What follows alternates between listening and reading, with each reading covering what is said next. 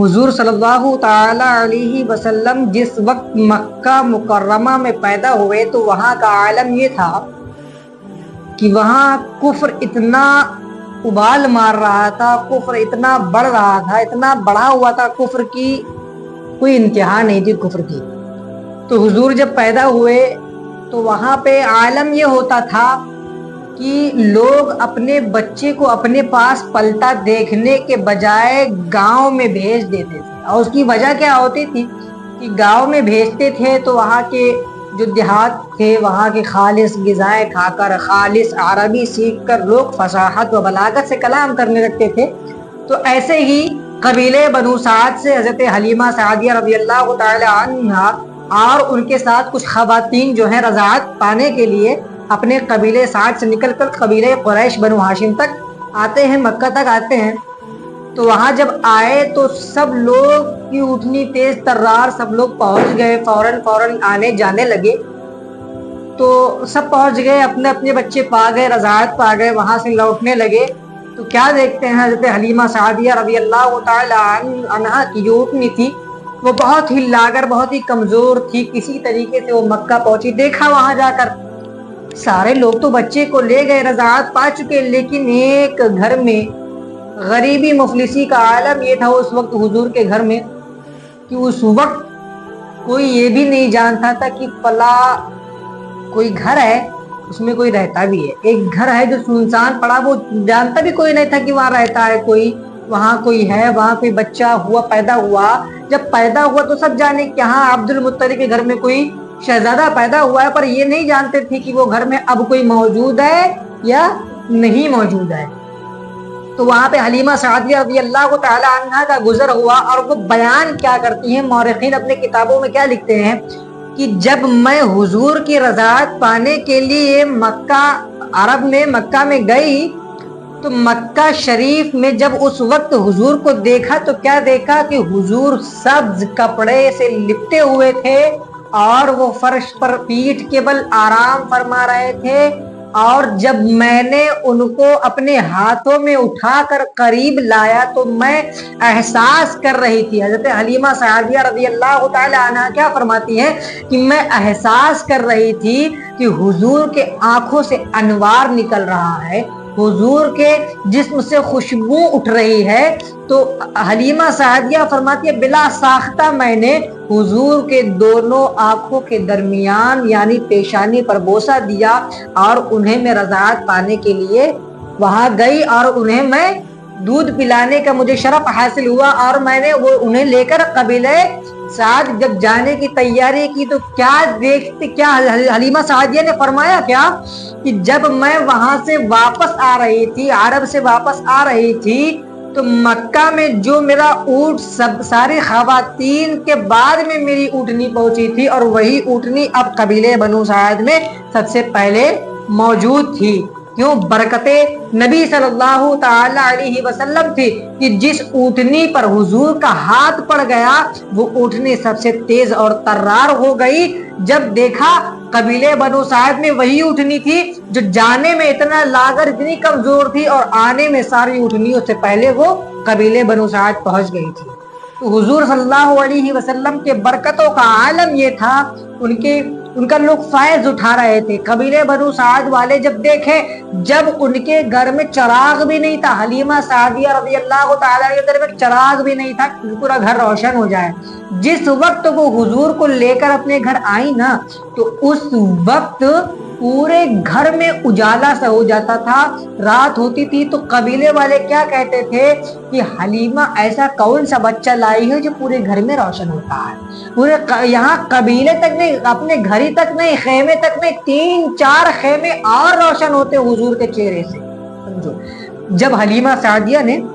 حضور کو لٹایا جھولے میں تو حضور چاند سے کھیلا کرتے تھے، حضور چاند سے کھیلا کرتے تھے، کبھی مشرق سے، کبھی مغرب میں، کبھی مغرب سے، کبھی مشرق میں۔ یہ عالم تھا حضور کا، حضور چاند سے کھیلا کرتے تھے، ان کا کھلونا تھا چاند۔ تو وہ فرماتی ہیں کہ جب بھی میں حضور کے پاس جاتی تھی تو ایسی خوشبو پاتی تھی کہ زندگی میں نے اپنی ایسی خوشبو کہیں سنی ہی نہیں، کہیں میرے ناک میں آج تک وہ خوشبو پہنچی ہی نہیں جو خوشبو میں نے حضور کے پاس پائی تھی۔ یہاں اتنا محدود نہیں، مورخین اور بھی لکھتے ہیں کہ جب حضور جب دودھ پیتے تھے تو وہی دودھ پہلے پورے گھر والے نہیں پی پاتے تھے، اور جب شروع میں حضور پیتے تھے تو وہ دودھ پورے گھر بھر پیتے بھی تھے اور بانٹتے بھی تھے، بچتا بھی تھا۔ یہ برکت تھی حضور کی۔ اور حضور صلی اللہ علیہ وسلم کا چلنے کا عالم یہ تھا کہ حضور جس جگہ چل دیتے تھے، اگر وہ زمین سختی کی وجہ سے اگر وہ زمین سخت ہو گئی ہے تو وہاں سبز اگاتے تھے، ہرا بھرا سب ہو جایا کرتا تھا جب حضور ہمارے وہاں سے گزرتے تھے۔ اور صحابہ تو یہ فرماتے ہیں جب حضور وضو کے لیے جاتے تھے، آج ہم نہاتے ہیں نا تو ہمارے پانی وہیں کے وہیں رکے رہ جاتے ہیں، جہاں ہم نہاتے وہیں کے وہیں پانی رکے رہ جاتے۔ حضور کا عالم یہ تھا کہ حضور کا پاؤں بالکل دودھ کی طریقے سے تھا کہ حضور جب وضو کرتے تھے نا تو حضور اگر ہاتھ پر پانی ڈالتے تو ہاتھ سے پانی پھسل جاتا تھا، پیر پر ڈالتے تھے تو پیر سے پانی پھسل جاتا تھا، حضور جب پتھر پہ چلتے تھے تو پتھر موم بن جاتا تھا۔ حضور کا عالم یہ ہے کہ جتنا بیان کرے اتنا کم۔ ہمارے قلم ہماری کتاب ہمارے صفحہ ختم ہو جائیں گے لیکن حضور کی تعریف ختم نہیں ہوگی۔ حضرت حلیمہ سعدیہ رضی اللہ تعالی عنہا کے پاس جو 70 بکریاں تھی وہ 700 بکریوں میں تبدیل ہو گئی حضور کے قبیلے جانے کے بعد میں۔ جب حضور کو وہاں لوگوں نے دیکھا کہ حضور کا عالم یہ ہے تو لوگ کہنے لگے حلیمہ تو نے بڑا ہی بابرکت بچہ لایا ہے، تو بڑا برکت اٹھا رہی ہے اس سے، ارے کچھ مجھے بھی تو دو، میں بھی اس کی برکتیں اٹھاؤں۔ کوئی نہیں جانتا تھا کہ یہ نبی ہیں جو پیدا ہوئے حضرت آمنہ رضی اللہ تعالی عنہ کے گھر میں، وہ نبی کریم صلی اللہ علیہ وسلم ہیں۔ انہیں لوگ مکہ کے کفار جو تھے، مکہ کے لوگ جو تھے وہ انہیں صادق و امین کے نام سے جانتے تھے، لوگ انہیں محمد کہتے تھے اور آسمان پہ انہیں لوگ احمد کہتے تھے۔ تو حضور کا عالم یہ تھا کہ کفار اپنی امانت کو کفار کو دینے سے کتراتا تھا، اپنی امانت کو اپنے دوسرے کافر کے پاس رکھنے سے کتراتا تھا، تو وہ حضور کے پاس اپنی امانتوں کو جمع کرتا تھا۔ یہ صادق و امین ہے، انہوں نے کبھی جھوٹ نہیں بولا، انہوں نے کبھی کوئی امانت میں خیانت نہیں کی۔ اگر میں اپنا مال جمع کروں تو صادق و امین محمد کے پاس جمع کرو۔ کوئی بھی کافر آتا، محمد میرا یہ سامان رکھ لو، محمد میرا یہ سامان، میری امانت تمہارے پاس ہے، حفاظت کے ساتھ رکھنا۔ تو یہ عالم تھا حضور کا۔ تو حضور کی برکتیں اتنی ظاہر تھی، اتنی برکتیں ظاہر تھی کہ اگر لکھتے لکھتے سیاہی ختم ہو جائے گی، کتاب تک صفحات ختم ہو جائیں گے، لیکن حضور کی شان بیان ہو ہی نہیں سکتی۔ جب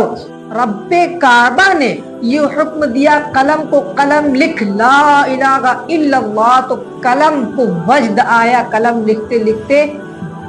رک گیا اور کئی ہزار سال تک رکا رہا، پھر اٹھا، پھر لکھا، پھر اس کے بعد میں رب نے حکم دیا لکھ محمد رسول اللہ صلی اللہ علیہ وسلم، پھر قلم کو وجد آیا، پھر قلم بے ہوش، پھر اس کے بعد میں جب اسے ہوش آیا کئی سال بعد تو پھر اس نے لکھا محمد رسول اللہ صلی اللہ علیہ وسلم۔ تو حضور کا عالم بہت بڑا عالم ہے جس سے خدا نہ چھپا۔ اب معراج کی رات میں اور تمام انبیاء کرام دنیا میں تشریف لائے، تمام نبی تشریف لائے، تمام نے خدا سے باتیں کی، خدا کی وحی آئی اور پیغمبر، تمام فرشتے پیغمبروں کی بات خدا تک لے کر آئے، لیکن جب ہمارے آقا سرکار دو عالم صلی اللہ علیہ وآلہ وسلم جب دنیا میں تشریف لائے تو انہوں نے جب معراج کی خوشخبری دی تو اللہ رب العزت خود بخود خدا کے سامنے موجود ہوا۔ کسی انبیاء کو شرف نہیں ملا کہ وہ خدا کو دیکھے، لیکن قربان جائیے یہ امت محمد صلی اللہ علیہ وسلم جس کے نبی نے خدا کو دیکھا ہو،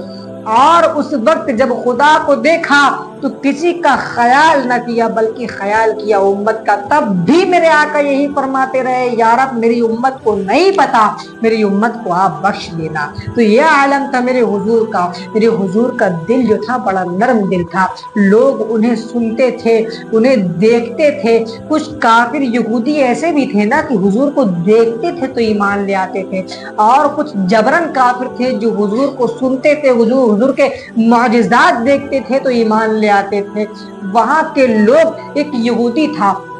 ایک یہودی کا بیٹا حضور کی خدمت کیا کرتا تھا، تو حضور کی خدمت جب وہ کر رہا تھا تو کرتے کرتے کئی دن گزر گئے، تو ایک دن وہ یہودی کا بیٹا بیمار پڑ گیا، اس کی آخری مرحلے اس کے چل رہے تھے۔ حضور نے کہا چلو ذرا عیادت کراتے ہیں، میرا غلام آتا تھا میرے گھر پہ چھوٹے موٹے کام کر دیا کرتا تھا، وہ کئی دن سے آ نہیں رہا ہے، وہ بیمار ہے، چلو اس کی عیادت کر لیتے ہیں۔ تو حضور صلی اللہ علیہ وسلم جب یہودی کے گھر پہ پہنچتے تو وہ یہودی کیا کہتا ہے، حالانکہ وہ کلمہ پڑھنے والا نہیں تھا، لیکن جب حضور کو دیکھتا ہے نا تو کہتا آقا آپ میرے گھر میں، اس غریب کے گھر میں آپ کا آنا ایسی کیا بات پڑ گئی، اگر آپ بلاتے تو میں چلا آتا، آپ کو یہاں آنے کی حاجت کیا پڑی، ایسی بات نہیں ہے، میرا غلام کا چھوٹے موٹے کام میرے گھر کے کر دیا کرتا تھا، آج میں اس کے عیادت کے لیے آیا ہوں، اس کو دیکھنے کے لیے آیا ہوں، میرا غلام بڑے دن سے آیا نہیں۔ اب دیکھو جس آقا کو اپنے غلام کی پرواہ ہے، جس آقا کو اپنے غلام کی اتنی فکر ہے،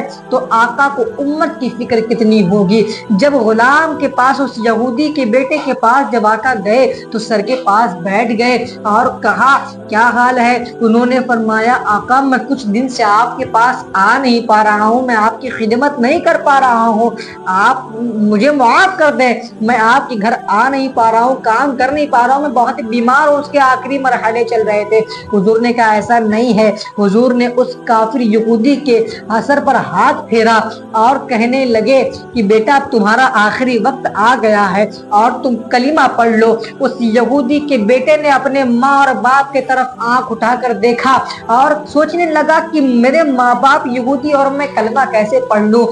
ان کے ماں باپ کیا کہتے ہیں؟ نہیں بیٹا اب تمہارے مالک یہی ہے، یہ جو کہتے ہیں وہ کر دو۔ حضور نے اتنا کلمہ پڑھا رہے ہیں، حضور کہا دیکھو